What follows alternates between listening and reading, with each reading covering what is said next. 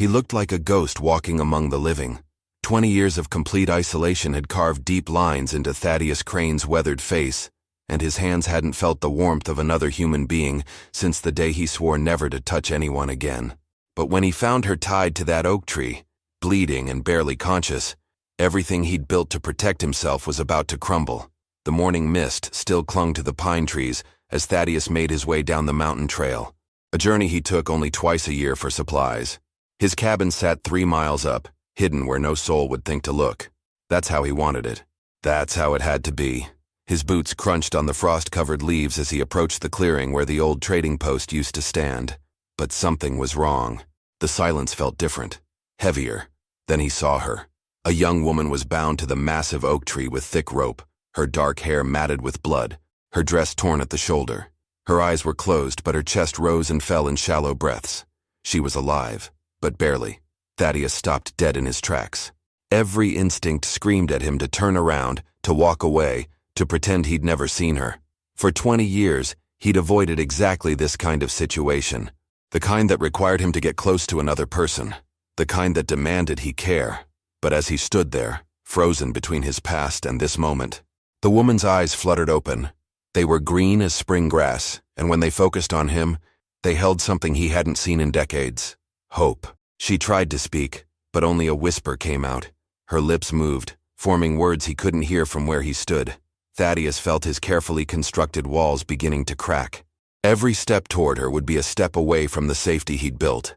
Every moment he stayed would bring him closer to the very thing he'd spent 20 years running from. The woman's head dropped forward again, unconscious. Blood seeped from a gash on her temple, staining the rope that held her. Whoever had done this was long gone. But they might come back. And if they found him here, Thaddeus clenched his fists, fighting a war inside himself. He could still leave. He could still save himself. But as he turned to go, he heard something that made his blood run cold. The distant sound of horses approaching, multiple riders, moving fast through the trees. But what he didn't know yet was that helping her would force him to face the very reason he'd been hiding for 20 years. And the men coming through those trees weren't just any bandits. They were the same ones who destroyed his life 2 decades ago. The sound of hoofbeats grew louder, maybe 2 minutes away. Thaddeus looked at the unconscious woman, then at the path he could take to escape. 20 years of survival instincts told him to run. But something deeper, something he thought he'd buried forever, made him move toward her instead. His hands shook as he reached for the rope. The moment his fingers touched the coarse fibers, memories flooded back. The last time he'd tried to save someone, the last time he'd cared, the last time everything went wrong because of his choices. The woman stirred as he worked at the knots. Her eyes opened again, clearer this time, and she looked directly at him. Up close he could see she was younger than he'd first thought, maybe late 20s. With a determined set to her jaw despite her condition. "Please," she whispered, her voice hoarse. "They'll be back. They went to get more rope." More rope. Thaddeus's stomach dropped. These weren't just robbers passing through. They had plans for her. Plans that would require her to stay alive for a while. His fingers found the knot and began working it loose. The rope was tight, cutting into her wrists where she'd struggled against it. Every second felt like an hour as the hoofbeats grew closer. He could hear voices now, rough laughter carrying through the morning air. "Can you walk?" he asked, his voice barely above a whisper. It felt strange to speak to another person after so long. She nodded, though he could see the effort it took. "I think so. My name is Eleanor. Eleanor Harper." Thaddeus didn't give his name in return. Names created connections, and connections led to caring, and caring led to the kind of pain he'd sworn never to feel again. But as the final knot came loose and she collapsed forward, he instinctively caught her. The contact sent a shock through him. Her weight against his chest, the warmth of her skin, the trust in how she leaned into him. For just a moment, the walls he'd built cracked wide open, and he remembered what it felt like to be human. But the voices were getting closer now. He could make out words. "She better still be there, or Hayes is gonna skin us alive. Where's she gonna go? We tied her good." Thaddeus felt Eleanor tense in his arms. Hayes. Even after 20 years, that name hit him like a physical blow. Clayton Hayes, the man who'd taken everything from him, the man who'd made him into a ghost. Eleanor must have felt his reaction because she pulled back to look at his face. "You know them?" Thaddeus stared into her green eyes, seeing his own fear reflected there. He could tell her the truth. He could explain that Clayton Hayes had destroyed his life once before, had taken the woman he loved and twisted that love into something that ended in blood and screaming, and a guilt so heavy it had driven him into the mountains. But before he could answer, the riders broke through the tree line. 4 men on horseback, led by a figure Thaddeus recognized despite the years that had passed. Clayton Hayes sat tall in his saddle, his dark eyes scanning the clearing until they found the empty rope hanging from the oak tree. Then those eyes found Thaddeus, and a slow, cruel smile spread across Hayes's face. "Well, I'll be damned. Thaddeus Crane. I wondered when you'd crawl out of whatever hole you've been hiding in." The air between them crackled with 20 years of unfinished business. Hayes dismounted slowly, his spurs jangling with each step as he approached. The other 3 men stayed mounted, hands resting on their weapons, forming a loose circle around Thaddeus and Eleanor. 20 years, Crane. 20 years I've wondered what happened to you after that night." Hayes's voice carried the same cold amusement Thaddeus remembered. "Heard you went crazy. Heard you killed yourself. But here you are, playing hero again." Thaddeus positioned himself between Hayes and Eleanor, his body rigid with tension. Eleanor gripped his arm and he could feel her trembling, but she didn't cower. There was steel in her, something Hayes hadn't broken yet. "Let her go," Thaddeus said, his voice steady despite the storm inside him. "Your quarrel is with me." Hayes laughed, a sound like breaking glass. "My quarrel? Boy, you still don't understand what you cost me that night, do you?" He gestured to Eleanor. "This pretty little thing is worth good money to some very particular buyers up north. But you," his eyes glittered with malice, "you're worth something much more valuable. You're worth watching suffer." The memories crashed over Thaddeus like a wave. Sarah's face, her screams, the way Hayes had used his love for her as a weapon, forcing him to choose between saving her and doing what was right, the choice that had destroyed them both. "That was a long time ago," Thaddeus said. "Not long enough." Hayes pulled his gun, but he didn't aim it at Thaddeus. He aimed it at Eleanor. "See? I learned something that night 20 years ago. The best way to hurt a man like you isn't to kill him. It's to make him watch while you destroy everything he cares about." Eleanor straightened, despite the gun pointed at her. "I don't know what happened between you two, but I'm not going to be your pawn." She looked at Thaddeus. "And neither should you." Something in her voice cut through his paralysis. This wasn't Sarah. Eleanor was different, stronger. She wasn't asking him to save her. She was asking him to stand with her. Hayes noticed the change, too. His smile faltered slightly. "Touching. But you see, Crane here has a weakness for damsels in distress. Don't you, Crane? Tell her about Sarah. Tell her how your heroics got the woman you loved killed." The words hit their mark. Thaddeus felt the old guilt rising, threatening to drown him. But Eleanor's hand found his, her fingers intertwining with his own. Her touch was warm, real, present, not a memory, not a ghost. "I don't care about the past," she said quietly, her eyes never leaving his. "I care about right now."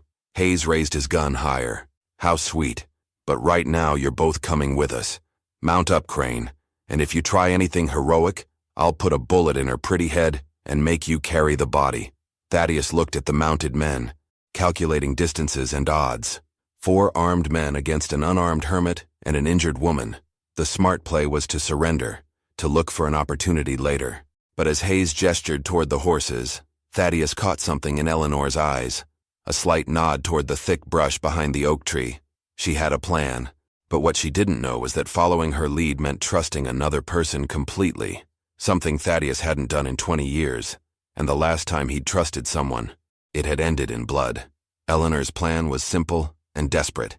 As Hayes motioned them toward the horses, she suddenly stumbled, crying out as if her injured leg had given way. Instinctively, Thaddeus moved to catch her, and in that moment of distraction, she grabbed a handful of dirt and pine needles and hurled it at Hayes's face. The outlaw cursed and stumbled backward, clawing at his eyes. Eleanor grabbed Thaddeus's hand and pulled him toward the dense undergrowth behind the oak tree. For a split second, he hesitated. Running meant committing to this path, to caring about what happened to her. Then Hayes's gun roared, the bullet splintering bark inches from Eleanor's head, and Thaddeus's survival instincts took over. He wrapped his arm around her waist and dove into the brush just as the other 3 men opened fire. Branches tore at their clothes as they crashed through the undergrowth. Behind them, Hayes was shouting orders, his voice raw with fury. "Don't kill them! I want them alive. Spread out. They can't get far." Thaddeus led Eleanor deeper into the forest, following old game trails he'd memorized during his years of solitude. His cabin was 3 miles up the mountain, but getting there meant crossing open ground where Hayes's men could spot them easily. "Can you keep up?" he asked as they paused behind a fallen log. Eleanor's face was pale, and blood from her head wound had dried on her temple, but her eyes were fierce with determination. "I can keep up," she said. "Question is, where are we going? Because if you're thinking of just running until they give up, you don't know men like Hayes. They don't give up." She was right. Hayes had tracked him down after 20 years. The man was nothing if not persistent, and now Thaddeus had given him a new reason to hunt. "There's a place," Thaddeus said. "A cabin. It's hidden, defensible, but getting there is going to be dangerous," Eleanor finished. "Everything's dangerous now, but I'd rather die fighting than let them drag me back." She looked at him intently. What did he mean about Sarah? About getting someone killed? The question hit him like a physical blow. For 20 years he'd avoided talking about Sarah, avoided even thinking her name. But crouched behind this log with bullets whining overhead and Eleanor's green eyes demanding the truth, he found himself speaking. "Sarah was my wife," he said quietly. "Hayes took her, used her as bait to get me to do something I shouldn't have done. I thought I could save her and still do the right thing. I was wrong. What happened to her?" Thaddeus closed his eyes, seeing Sarah's face as clearly as if she were sitting beside him. "She died because I trusted Hayes when he said he'd let her go if I cooperated. I gave him what he wanted and he killed her anyway, just to prove he could." Eleanor was quiet for a moment. Then she reached over and touched his arm. "I'm not her," she said simply. "And this isn't 20 years ago. If you're waiting for me to die so you can feel guilty about it, you're going to be disappointed." Despite everything, Thaddeus almost smiled. Eleanor Harper was definitely not Sarah. Sarah had been gentle, trusting, willing to see the good in everyone. Eleanor was sharp-edged steel wrapped in determination. The sound of breaking branches nearby cut short their conversation. Hayes's men were close, spreading out through the forest in a methodical search pattern. Thaddeus could hear them calling to each other, coordinating their movements. "We need to move," he whispered. "Stay close, step where I step, and whatever happens, don't look back." But as they prepared to leave their hiding spot, Eleanor grabbed his arm. "Thaddeus, if we're going to trust each other, I need to tell you something. About why Hayes took me. It's not just about money. If you were Thaddeus, what would you do? Stop to hear the truth that might change everything or keep running before Hayes's men found them? Tell me in the comments. I need to know which choice you'd make." Because what Eleanor revealed next would turn everything Thaddeus thought he knew about this situation completely upside down. Thaddeus froze, his hand still gripping Eleanor's arm. The sound of Hayes's men was getting closer, but something in Eleanor's voice told him this couldn't wait. Whatever she was about to reveal would change everything. "Tell me," he whispered. Eleanor's eyes darted toward the sounds of pursuit, then back to his face. "Hayes didn't just randomly take me. He's been looking for me specifically. My real name isn't Eleanor Harper. It's Eleanor Blackwood." The name hit Thaddeus like a thunderbolt. Blackwood. Judge Marcus Blackwood. The man who'd been trying to bring law and order to the territory 20 years ago. The man Hayes had been running from when he'd taken Sarah. "Judge Blackwood was my father," Eleanor continued urgently. "Hayes killed him 6 months after what happened to your wife. Made it look like an accident. But I knew better. I've been hunting Hayes ever since, gathering evidence, building a case." Thaddeus stared at her, his mind reeling. "You're not a victim. I'm bait," she said grimly. "I let him take me because I needed to get close to his operation. I have evidence hidden that could hang him and his entire network. But I didn't count on you showing up and complicating things." The sound of crashing brush was maybe 50 yards away now. Hayes's voice carried through the trees. "They can't have gone far. Check every hiding spot." Thaddeus felt like the ground had shifted beneath him. Everything he thought he understood about this situation was wrong. Eleanor wasn't some innocent woman who needed saving. She was a hunter, just like Hayes. And he was caught between them. "So what am I to you?" he asked, his voice barely audible. "Another piece of bait?" Eleanor's expression softened. "You were supposed to be. Hayes has been obsessed with finding you for 20 years. When I heard the stories about a hermit living in these mountains, I thought maybe, but then I saw your face when you found me tied to that tree. The way you looked at me, that wasn't fake. How do you know? Because I've spent 6 years learning to read people, learning to spot lies and manipulation. And what I saw in your eyes was real." She gripped his hand tighter. But Thaddeus, you need to know. The evidence I gathered about Hayes includes information about what really happened the night Sarah died. The words stopped his heart. What do you mean? Hayes didn't just kill Sarah to hurt you. He killed her because she found out something about his operation. Something that could have destroyed him even back then. You didn't fail her, Thaddeus. She was already dead the moment she discovered his secret. Before Thaddeus could process this revelation fully, a gunshot rang out uncomfortably close. A voice called out, "Found their trail! They went this way!" Thaddeus made a decision that surprised even him. Instead of running, he turned to face the direction of their pursuers. Where's this evidence? Hidden in my saddle pack. But Hayes has it now. Then we're not running to my cabin, he said. We're getting your evidence back. Eleanor stared at him. That's suicide. There are 4 of them. Maybe. But 20 years ago, I let Hayes take everything from me because I was afraid to fight back. I won't make that mistake again. He looked into her green eyes, seeing Sarah's face for just a moment, then seeing Eleanor clearly. Besides, you said it yourself. You're not Sarah, and I'm not the same man who let her die. But what neither of them knew was that Hayes had been counting on exactly this reaction. The evidence Eleanor thought was hidden was actually planted information, and Hayes was using both of them to draw out someone much more dangerous than either could imagine. If you're enjoying the story, subscribe to the channel. They moved through the forest like shadows, Thaddeus leading Eleanor in a wide circle that would bring them back toward the clearing from an unexpected angle. 20 years of mountain living had taught him patience and silence. Every step was calculated, every broken twig avoided. As they crept closer to where Hayes and his men had made camp, Thaddeus could see the horses tethered near the oak tree where Eleanor had been bound. Her saddle pack hung from one of the animals, tantalizingly close but protected by armed men. Hayes stood in the center of the clearing, studying tracks in the dirt. His 3 companions had spread out in different directions, following false trails. The outlaw leader was older now, his dark hair streaked with gray, but he moved with the same predatory confidence Thaddeus remembered. They're not far, Hayes called to his men. Crane's gotten soft in his old age. 20 years ago, I never would have tracked him this easily. Eleanor whispered in Thaddeus's ear. He's trying to make you angry. Make you do something stupid. She was right. Hayes was baiting him just like he'd done with Sarah. But this time, Thaddeus had the advantage of knowing the game. He studied the layout, counting weapons, measuring distances. Hayes had a rifle across his back and a pistol on his hip. The horses were nervous, shifting restlessly. Something about the setup felt wrong. Wait here, Thaddeus breathed to Eleanor. Like hell, she whispered back. We do this together, or we don't do it at all. Before he could argue, Hayes's voice cut through the forest. Crane, I know you're out there. Why don't you come out and face me like a man?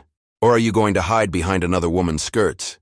The words stung, but Thaddeus forced himself to stay calm. He noticed something that made his blood run cold. Hayes kept glancing toward the tree line on the opposite side of the clearing, as if he was expecting someone. It's a trap, Thaddeus realized. He's got more men positioned somewhere else. Eleanor followed his gaze and nodded grimly. Then we need a different approach. She pulled something from her torn dress. A small Derringer pistol hidden until now. 1 shot. Has to count. Where did you? I told you. I've been planning this for 6 years. I don't go anywhere unprepared. She checked the weapon expertly. But here's what I need to know, Thaddeus. When the shooting starts, can you kill Hayes?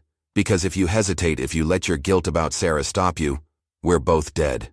The question cut to the heart of everything. For 20 years, Thaddeus had avoided violence, avoided confrontation, avoided the very possibility of having to make life and death decisions. He'd become a ghost, specifically to avoid moments like this. But looking at Eleanor's determined face, seeing the steel in her eyes, he realized he wasn't the same broken man who'd fled into the mountains. Something had changed the moment he'd chosen to untie her ropes instead of walking away. I can do what needs to be done, he said. Hayes's voice rang out again. I've got all day, Crane. But the longer you wait, the more I'm going to enjoy what I do to your new lady friend when I catch her. Eleanor's jaw tightened. That decides it. I'm going to create a distraction. When I do, you get to those horses and get my saddle pack. Eleanor, no. It's too dangerous. She looked at him with something that might have been affection. You know, for a man who hasn't talked to another person in 20 years, you're pretty quick to start caring. Before he could stop her, Eleanor stepped out into the clearing, the Derringer hidden behind her back. Looking for me, Hayes? Hayes spun around, his hand moving to his gun. Well, well. The little rabbit comes out of her hole. Where's your guardian angel? Dead, Eleanor said flatly. You want me? Come and take me. Hayes smiled, but Thaddeus could see the uncertainty in his eyes. This wasn't how he'd expected things to go. You're lying. Crane wouldn't abandon you. He's too much of a hero. Then you don't know him as well as you think you do, Eleanor replied. But as Hayes started walking toward her, Thaddeus saw movement in the trees behind the outlaw. 3 more men emerging from concealment with rifles raised. Eleanor was walking into a crossfire and she didn't see them. The trap was closing, and Thaddeus had seconds to decide. Save Eleanor and lose any chance of getting the evidence, or go for the evidence and watch another woman die because of his choices. Time slowed to a crawl. Thaddeus saw the 3 hidden riflemen taking aim at Eleanor, saw Hayes reaching for his gun, saw Eleanor's finger tightening on the Derringer's trigger. 20 years of isolation hadn't prepared him for this moment of absolute choice. But 20 years of mountain survival had taught him something else. When faced with impossible odds, change the rules of the game. Thaddeus stepped out of the trees, but instead of moving toward Eleanor or the horses, he did something no one expected. He walked straight toward Hayes, empty hands raised, his voice carrying across the clearing. You want me, Clayton? Here I am. But let's finish what we started 20 years ago, just you and me. Hayes hesitated, his gun half drawn. The hidden riflemen kept their weapons trained on Eleanor, but their attention was divided now. This wasn't the plan. You think I'm stupid, Crane? You think I'll fall for some noble sacrifice? No sacrifice, Thaddeus said, still walking forward. Just the truth. You've been hunting me for 20 years because you know I'm the only one who can prove what really happened to Judge Blackwood. Eleanor isn't the real threat to you. I am. Eleanor's eyes widened. She understood immediately. Thaddeus was gambling everything on a bluff, trying to shift Hayes's focus away from her and onto himself. Hayes's face darkened. You don't know anything. I know you killed Judge Blackwood because he was getting too close to your operation. I know Sarah found evidence linking you to territorial corruption that went all the way to the governor's office. And I know you've been terrified for 20 years that I might remember what she told me before she died. It was a complete lie, but it hit home. Hayes's face went white, then red with fury. Sarah didn't tell you anything. She was dead when I got there. The words hung in the air like a confession. Hayes realized his mistake immediately, but it was too late. Eleanor had heard it. The admission that he'd killed Sarah, spoken in front of witnesses. When you got there, Thaddeus pressed.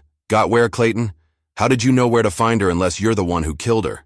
Hayes drew his gun fully now, pointing it at Thaddeus's chest. Shut up right now. But Thaddeus kept walking, kept talking. The truth is you never expected me to survive this long. You thought grief would kill me, or that I'd drink myself to death in some frontier town. But here I am, 20 years later, and I remember everything Sarah told me about your operation. I said, shut up, Hayes screamed. That's when Eleanor made her move. With Hayes completely focused on Thaddeus, she raised the Derringer and fired. The small pistol cracked like a whip, and one of the hidden riflemen pitched forward with a cry of pain. The clearing exploded into chaos. The other 2 riflemen swung their weapons toward Eleanor, but Thaddeus was already diving toward Hayes.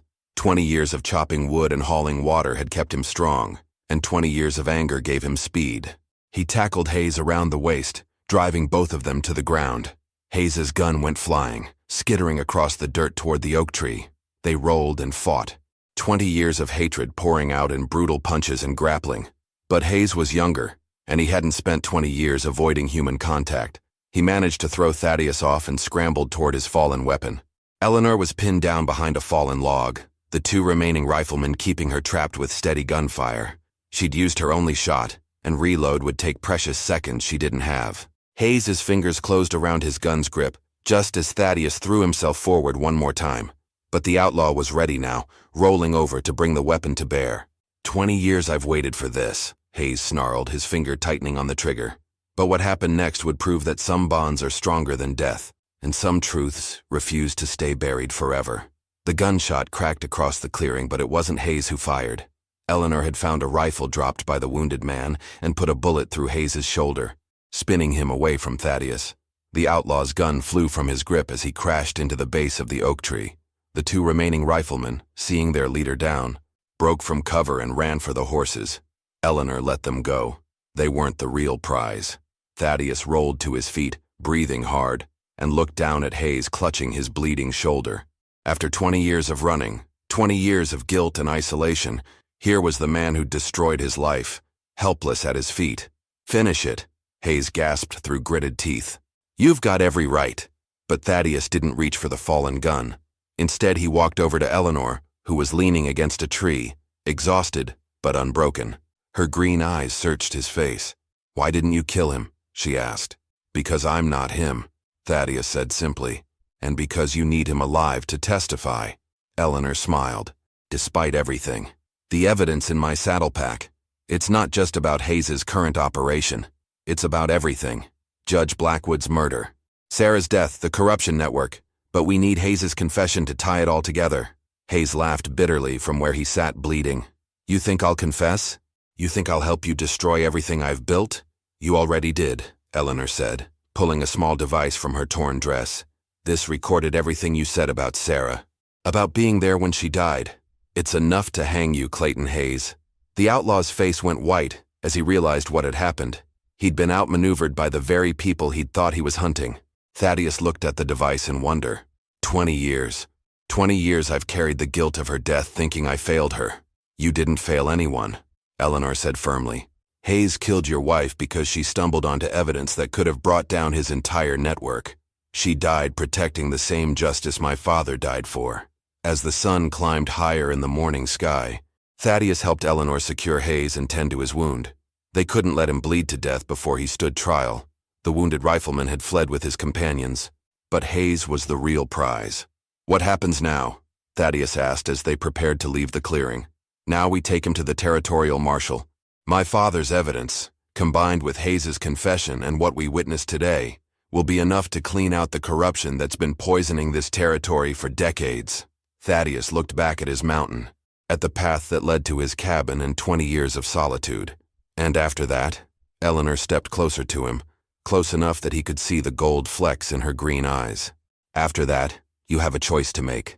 You can go back to your mountain and spend another 20 years alone, or you can remember that you're still alive, still human, and still capable of caring about people." "I haven't touched another person in 20 years, he said quietly. "I know." She reached out and took his hand, her fingers warm and real against his palm. "But you saved me today, and in doing that, you saved yourself." As they walked away from the clearing, Hayes stumbling ahead of them with his hands bound, Thaddeus felt something he hadn't experienced in 2 decades. Hope, not just for justice or revenge or closure, but for the possibility of a future that included more than just survival. Eleanor had been right. She wasn't Sarah, and he wasn't the same broken man who'd fled into the mountains 20 years ago. Some prisons are built by others, but some are built by ourselves. And sometimes it takes another person's courage to show us we've been holding the key all along. 6 months later, Clayton Hayes was hanged for murder and corruption. The territorial government was cleaned out and new honest officials took their places. Thaddeus testified at the trial, his first time in a courtroom in 20 years. Eleanor stood beside him as he spoke, her hand steady on his arm. After the trial, Thaddeus had a choice to make. He could return to his mountain cabin, to the safety of solitude. But when Eleanor asked him to help her continue her father's work bringing justice to the territory, he discovered something surprising. 20 years of isolation had taught him to survive alone, but it had also taught him the value of human connection. He built a house in town, close enough to Eleanor's that they could see each other's lights in the evening. Sometimes he still spent days in the mountains, but now he always came back. He'd learned the difference between being alone and being lonely, between solitude and exile. And late at night, when Eleanor would visit and they'd sit by his fireplace talking about the day's work, Thaddeus would remember what it felt like to be fully human again. He'd touch her hand, or she'd lean against his shoulder, and he'd think about how strange it was that salvation could come tied to a tree in a forest clearing, wearing a torn dress and green eyes full of determination.